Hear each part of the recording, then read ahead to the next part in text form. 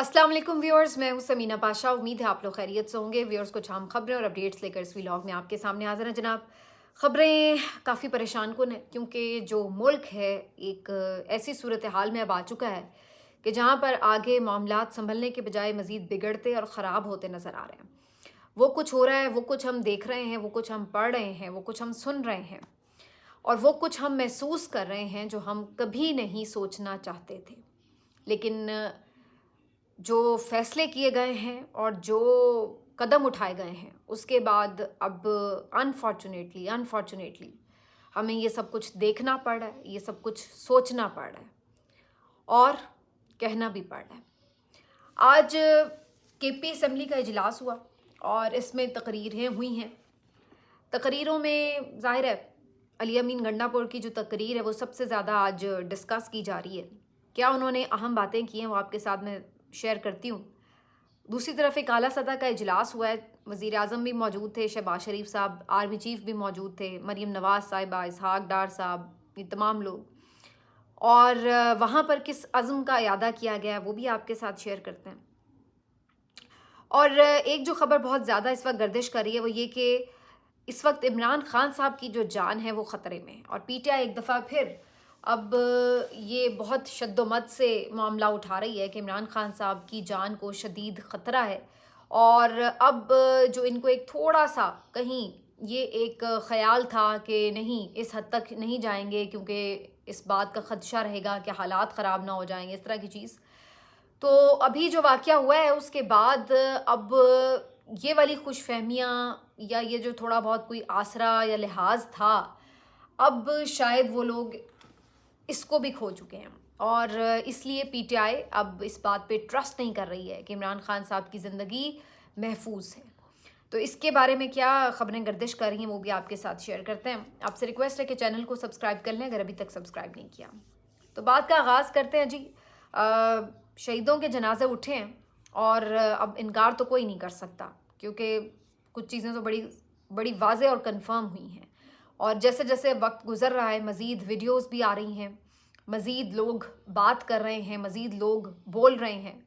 अगरचे हुकूमत की पूरी कोशिश रही कि इस सारे मामले की तरफ तवज्जो ही ना जाए और कोई ये बात ही ना करे कि वहाँ पे हुआ क्या और कैसे हुआ, लेकिन हुकूमत बुरी तरह फ्लॉप हो चुकी है। और मुझे ये कह लेने दीजिए कि हुकूमत ने ये इतनी बड़ी गलती, इतना बड़ा गुनाह किया है कि अब शायद इस निज़ाम के ज़वाल का आगाज़ हो चुका है।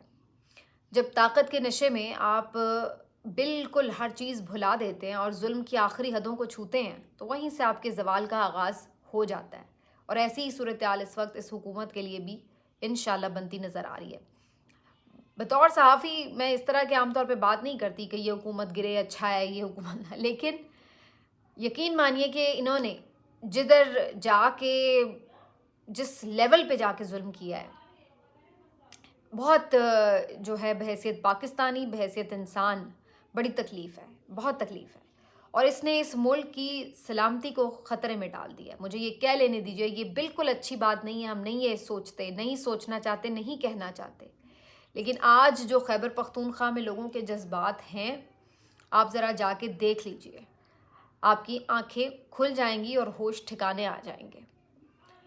बलूचिस्तान में पहले ही अलहदगी पसंद तंजीमें अपना काम कर रही हैं और अब आप इस तरह के हालात बना रहे हैं कि अल्लाह ना करे कि पख्तून और पश्तून वो भी ये बातें सोचने पे मजबूर हो गए हैं कि आखिर इस ज़मीन पर क्या हमारा खून इतना सस्ता है, इतना अर्जा है कि आपने हमें इस तरह भेड़ बकरियों और मुर्गियों की तरह यूं आपने हमें मार डाला, काट डाला।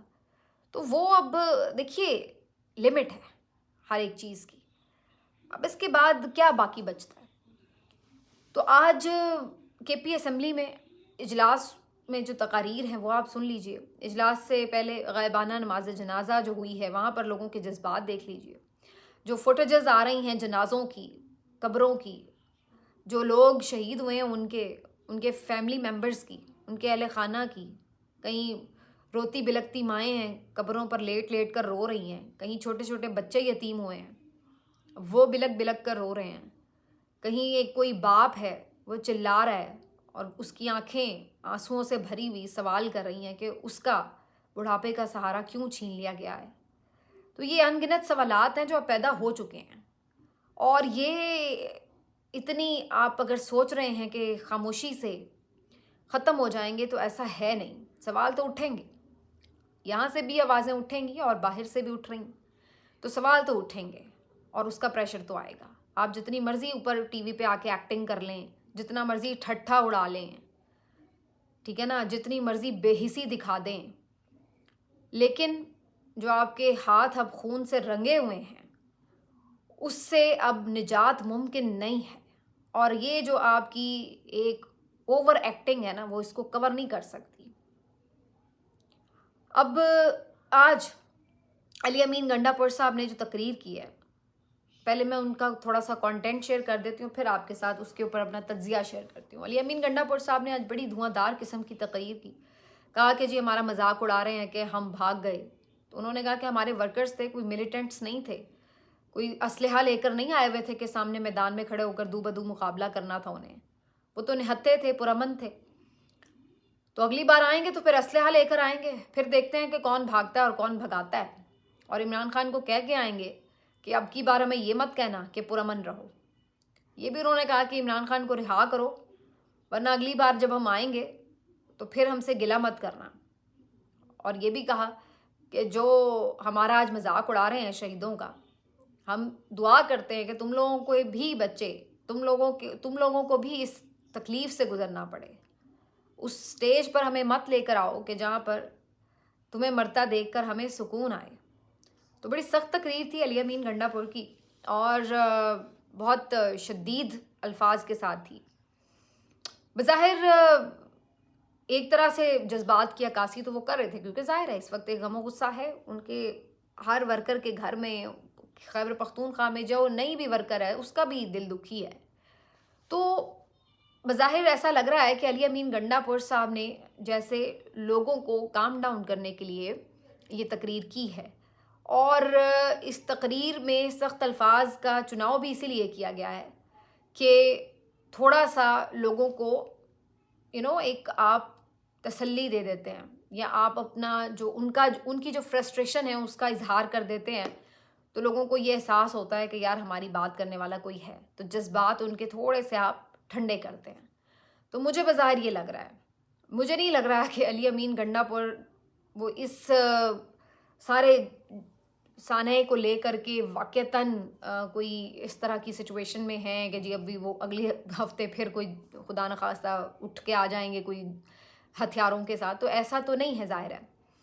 لیکن انہوں نے یہ جو سخت تقریر کی ہے اس سے دو مقصد بیسیکلی نظر آتے ہیں، اور شاید ان کو اس بات کی باقاعدہ نوٹس میں لا کے انہوں نے یہ تقریر کی ہو. اس سے دو مقصد مجھے نظر آتے ہیں. ایک تو یہ کہ جو وہ خود بہت زیادہ ظاہر تنقید کی زد میں ہیں، اس کی بھی انہوں نے تھوڑی سی کمپنسیشن کرنے کی کوشش کی ہے. اور دوسرا لوگوں کے جذبات جو اس وقت پاکستانی سیکیورٹی فورسز کے اگینسٹ ڈیولپ ہوئے ہیں اس واقعے کے بعد، اور جو قیادت کے خلاف بھی ہوئے ہیں، تو وہ ان کو تھوڑا سا انہوں نے نارملائز کرنے کے لیے یہ تقریر بظاہر کی ہے. ان کی تقریر کا جو بھی مقصد ہو، لیکن یہ بات تو اپنی جگہ حقیقت ہے کہ لوگوں کو ایک غم و غصہ تو ہے. اور چاہے آپ جتنا مرضی اس کو کہیں کہ آپ نے ٹی وی پر ایک یک طرفہ نیریٹو کے ساتھ جو بھی ثابت کرنے کی کوشش کی ہو حکومت نے، وہ بہرحال ثابت کرنے میں ناکام ہوئے ہیں. کیونکہ آپ اس وقت کسی سے بھی جا کے چوک چوراہے پر جا کر پوچھ لیں تو وہ آپ کو بتا دے گا کہ کیا ہوا اور کیسے ہوا ہے. تو ٹی وی چینلز تو ویسے ہی اپنی کریڈیبلٹی کھو چکے ہیں، تو اس لیے وہاں پر چلائے جانے والا کوئی بھی نیریٹو کوئی امپیکٹ نہیں رکھ رہا. اور یہ صرف ملک ہی نہیں، بیرون ملک بھی یہی صورتحال ہے. اور آج تو مجھے دیکھ کے شرم آ رہی تھی کہ انڈین چینلز تک کس طرح شرم دلا رہے تھے اور کس طرح کی مذاق اڑا رہے تھے. یہ کیا ہو رہا ہے؟ یہ تو ہم سوچتے تھے کہ فورسز جا کے کشمیر لڑیں گی، ہمارے ساتھ لڑیں گی، یہ تو اپنے لوگوں سے لڑ رہے ہیں. تو وہ یہ باتیں کر رہے ہیں آن ایئر. تو آپ اندازہ لگائیں کہ کیا انہوں نے کیا. اور علی امین نے آج یہ بات تقریر میں کی کہ انہوں نے فوج کو وہاں پہ بلوا کے اور جس طریقے سے ان کو انوالو کروایا ہے، یہ انہوں نے شدید ایک بہت بڑی غلطی کی ہے. اور پھر یہ ساری چیزوں کے بعد مزید جو تقاریر ہوئیں وہ بھی بڑی سخت تھیں. جو ان کے ایک اور یہاں کے منسٹر ہیں امجد خان, انہوں نے بھی یہ بات کہی کہ جب بندوق کا مقابلہ بندوق سے ہوتا ہے تو پھر تم لوگوں کی لاشیں گدھوں پر آتی ہیں, پتلونیں اترتی ہیں, اور جہاں نہتے لوگ ہیں وہاں تم لوگوں نے یہ ظلم ڈھائے. تو بڑی سخت تقاریر تھیں جو ادھر اسمبلی ممبرس کی طرف سے ہوئی ہیں. بہرحال اب یہ ساری چیزیں ہیں, اور اس کے بعد علی امین نے آج للکارا ہے کہ اگر تم لگا سکتے ہو تو لگا کے دکھاؤ گورنر راج, پھر ہم تمہیں بتائیں گے کہ کس طرح تم لگاتے ہو. تو انہوں نے اس پہ بھی بڑی دھمکی ومکی لگائی اور اس طرح کی بات کی ہے. لیکن فی الحال بظاہر ایسا لگ رہا ہے کہ گورنر راج کے اوپر کوئی کنسنسس اس طرح سے ہو نہیں پایا ہے. لیکن جو چیز ایک اور بہت زیادہ سب کو پریشان کر رہی ہے بیسکلی, وہ ایک تو یہ ہے کہ یہ عمران خان صاحب کی زندگی کو لے کر کے ایک بہت زیادہ اس وقت ڈاؤٹ کر رہی ہے پی ٹی آئی. اور یہ سلسلہ شروع ہوا ہے ڈاکٹر شہباز گل صاحب کی ایک سٹوری سے, اور بھی جو پی ٹی آئی کے کچھ باہر کے اکاؤنٹس ہیں ان سے بھی یہ سٹوری شیئر ہوئی ہے. غالباً ڈاکٹر محیط پیر زادہ نے بھی بات کی ہے, ان کا مجھے کنفرم نہیں ہے, لیکن یہ کچھ سٹوری جو ہے یہ شیئر ہوئی ہے, اور اس میں یہ بات کی جا رہی ہے کہ کسی اہم میٹنگ میں یہ بات ہوئی ہے کہ اگر عمران خان نہ رہیں تو کیا ہوگا, کیا ریاکشن آئے گا. اور اس کے اوپر ڈسکشن ہوئی ہے کہ جناب اگر بے نظیر بھٹو کے بعد ریاکشن آیا کچھ ہفتوں کا, تو اس کے بعد بھی معاملات سیٹل ہو جائیں گے. تو یہ چیز کہیں ٹیبل پر ڈسکس ہوئی ہے, یہ ڈاکٹر شہباز گل دعویٰ کر رہے ہیں. تو یہ جیسے ہی ڈسکس ہوئی ہے اس کے بعد ظاہر ہے پی ٹی آئی کی صفوں میں ایک تشویش کی لہر ہے, اور اب تو ان کا جو اعتبار ہے وہ بالکل اٹھا ہوا ہے. ان کو تو لگتا ہے کہ یہ کسی بھی لیول تک جا سکتے ہیں, کیونکہ یہ بھی کبھی نہیں کوئی سوچتا تھا کہ اس طرح سے نہتے لوگوں پہ گولیاں چل سکتی ہیں. تو وہ کہتے ہیں ہم بھی یہی سوچتے ہیں کہ جناب کیسے عمران خان جیسے بندے کو, ہائی پروفائل بندہ ہے, ساری دنیا کو پتہ ہے کہ اس وقت کس کی کسٹڈی میں ہے, تو کیسے ان کی کوئی جان لی جا سکتی ہے. لیکن جب یہ کوئی نہیں سوچ سکتا تھا یہ ہو گیا, تو پھر وہ کوئی نہیں سوچ سکتا تھا تو وہ کیوں نہیں ہو سکتا. تو اس لیے اب اس بات کا سوچ کے پی ٹی آئی کے لوگ جو ہیں وہ زیادہ اپنے تحفظات کا اظہار کر رہے ہیں. یہ ان کے لیے زیادہ اب کنسرن کی بات ہے کہ یہ کر کے اصل میں پی ٹی آئی کو بیک فٹ پہ ڈال کے, کارکنوں کا حوصلہ توڑ کے اور ان کو ڈرا کے ایسا ماحول بنا دیا گیا ہے جس کے بعد اگر یہ کوئی ایسا انتہائی قدم اٹھتا ہے تو پھر کارکن شاید اس طرح ریئیکٹ کرنے کے لیے بھی باہر نہ نکلیں کہ کہیں پھر سے کوئی ہمیں گولیوں سے بھون نہ دے. لیکن خدا نخواستہ ہمارے منہ میں خاک, اللہ نہ کرے کہ ایسی کوئی سچویشن بنے, لیکن اگر ایسی کوئی سچویشن بنتی ہے تو یہ تو سیدھا ملک کو انارکی میں دھکیلنے کی بات ہے. یہ تو سیدھا اللہ نہ کرے خانہ جنگی شروع ہو سکتی ہے. تو یہ ہم نہیں ایکسپیکٹ کرتے کہ یہ اس طرح کی چیزیں ہوں, لیکن پی ٹی آئی کے جو اس وقت حالات ہیں, کیونکہ وہ لوگ بہت زیادہ اس وقت مایوس بھی ہیں, بہت زیادہ غصے میں بھی ہیں, تکلیف میں بھی ہیں, تو وہ ہر چیز اب اس طرح خدشے کا اظہار بھی کرتے ہیں اور ڈسکس بھی کرتے ہیں اور اس کا تحفظات کا اظہار بھی کرتے ہیں. بہرحال عمران خان صاحب کے حوالے سے اب میرا خیال ہے کہ ایک آدھ دن میں کچھ واضح صورتحال پتہ چلے گی, کیونکہ کچھ جو حکومتی ڈاؤٹ ہیں وہ بھی آ کے اس طرح کی باتیں کر رہے ہیں جس سے ان کے خدشات کو مزید تقویت ملتی ہے کہ کہیں کچھ اور اس سے بڑھ کر نہ آپ کرنے چلے جائیں. تو وہ ڈر بیٹھ جاتا ہے نا کہ بھائی کچھ بھی ہو سکتا ہے. جب کوئی لیول ہی نہیں ہے کسی چیز کا, کہیں کوئی روک ہی نہیں ہے, کوئی اس کی حد ہی نہیں ہے, تو پھر کیا کسی سے آپ ایکسپیکٹ کر سکتے ہیں. تو اس وجہ سے جو ہے وہ زیادہ اس چیز کے اوپر تکلیف میں بھی ہیں اور پریشان بھی ہیں. بہرحال اسی وجہ سے میں یہ بات ڈسکس کر رہی ہوں کہ یہ بہت خطرناک حالات ہیں اس وقت ملک کے, اور بجائے اس کے کہ اس معاملے کو ٹھنڈا کر کے چیزوں کو نارملائز کرنے کی طرف جایا جائے, بجائے اس کے کہ اگر یہ ایک چیز ہوئی ہے تو حکومت اس میں کچھ تھوڑا سا بہتری کی طرف جانے کے لیے مذاکرات کا کوئی آغاز کرے, کوئی پی ٹی آئی کے لیے کوئی کمپنسیشن کرے تاکہ معاملات نارملائز ہوں, لوگ تھوڑے سے ٹھنڈے ہوں.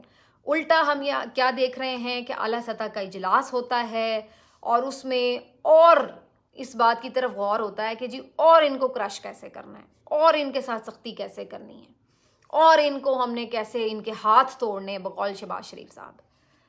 تو یہ جہاں پر اب اگر آپ کا لیول ہے کہ ایک پہلے ہی آپ کو پتہ ہے کہ اس وقت سچویشن یہ ہے کہ ایک صوبہ آپ کا جل رہا ہے اور وہاں پر آپ نے اور جذبات بھڑکا دیے لوگوں کے, اور وہاں پر آپ جو ہے مزید بیٹھ کے یہ پلاننگز کر رہے ہیں کہ جی اور کیسے ان کا شکنجہ کسنا ہے، ان کو گورنر راج لگا دو، ان پہ بین لگا دو، ان کے پیچھے FIRیں کٹوا کے ان کا بندہ پکڑ لو، ان کو زخمیوں کا پتہ نہ لگنے دو، تو ان کو لاشیں واپس کرنے میں مشکل ہو جائے. تو یہ چیزیں، تو اگر آپ یہ چیزیں بیٹھ کے پلان کریں گے تو آپ اسی سے اندازہ لگا لیں کہ ریاست اس وقت کس طرح کے ہاتھوں میں ڈول رہی ہے کہ شہباز شریف صاحب بیٹھ کے یہ باتیں وہاں پہ اعلیٰ سطح کے اجلاس میں ڈسکس کر رہے ہیں.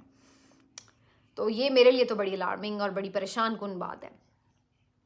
باقی جی PTI نے تھوڑا سا اپنے معاملات کی طرف سے توجہ ہٹا کے آج کوشش کی ہے کہ کچھ آواز زیادہ بھرپور انداز سے اٹھائی جائے.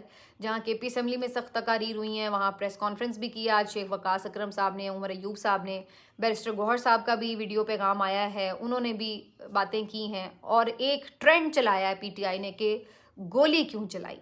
تو اب انہیں آپس میں لڑ وڑ کے ساری چیزیں کر کے اب ان کو یہ سمجھ آ رہی ہے کہ جو اصل بیسک فوکس ہے وہ اس کویسچن کو اٹھانا ہے کہ گولی کیوں چلائی.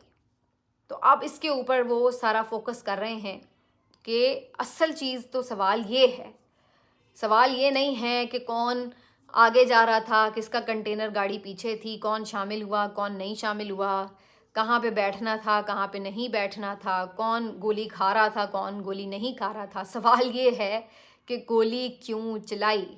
جب پرامن مظاہرین آئے تھے کوئی انہوں نے ایسی گڑبڑ نہیں کی تھی، پشاور سے وہ چلے ہوئے اسلام آباد تک آئے، کوئی گملہ نہیں ٹوٹا، کوئی انہوں نے گولیاں نہیں چلائیں کسی کے اوپر. تو پھر ایسی کیا نوبت آ گئی تھی کہ ان مظاہرین کے اوپر آپ کو ہر صورت گولیاں چلانی پڑیں. تو گولی کیوں چلائی، یہ ان کا ٹرینڈ اس وقت چل رہا ہے. اور اب اس وقت مجھے یہ نظر آ رہا ہے کہ یہ جو چیز ہے مزید بڑھتی کیونکہ مزید ویڈیوز آ رہی ہیں، مختلف ممالک کے پارلیمان میں بات ہو رہی ہے، تو اب اس چیز کی ہیٹ جو ہے وہ حکومت کو محسوس ہونا شروع ہو جائے گی اگلے چند دنوں میں. ملتے ہیں آپ سے اگلے ویلاگ میں، اپنا خیال رکھیے، اللہ حافظ.